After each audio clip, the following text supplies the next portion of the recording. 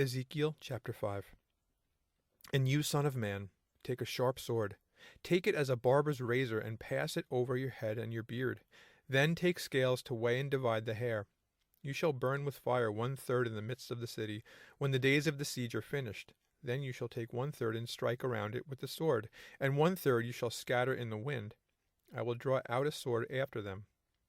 You shall also take a small number of them, and bind them in the edge of your garment. Then take some of them again, and throw them into the midst of the fire, and burn them in the fire. From there a fire will go out into all the house of Israel. Thus says the Lord God, this is Jerusalem. I have set her in the midst of the nations and the countries all around her.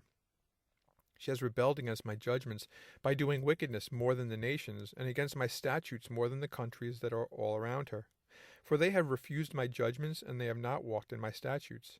Therefore thus says the Lord God, because you have multiplied disobedience more than the nations that are all around you, have not walked in my statutes, nor kept my judgments, nor even done according to the judgments of the nations that are all around you, therefore thus says the Lord God, indeed I, even I, am against you, and will execute judgments in your midst in the sight of the nations.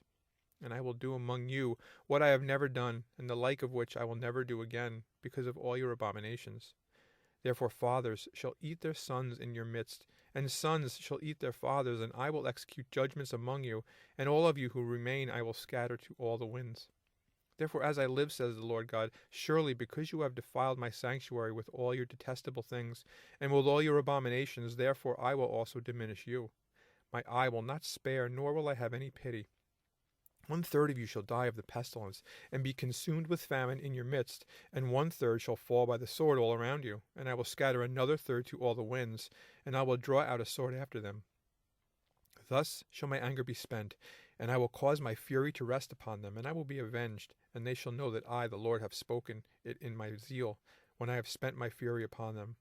Moreover, I will make you a waste and a reproach among the nations that are all around you, in the sight of all who pass by.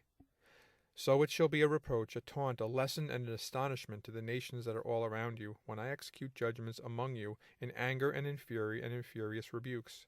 I, the Lord, have spoken. When I send against them the terrible arrows of famine, which shall be for destruction, which I will send to destroy you, I will increase the famine upon you and cut off your supply of bread.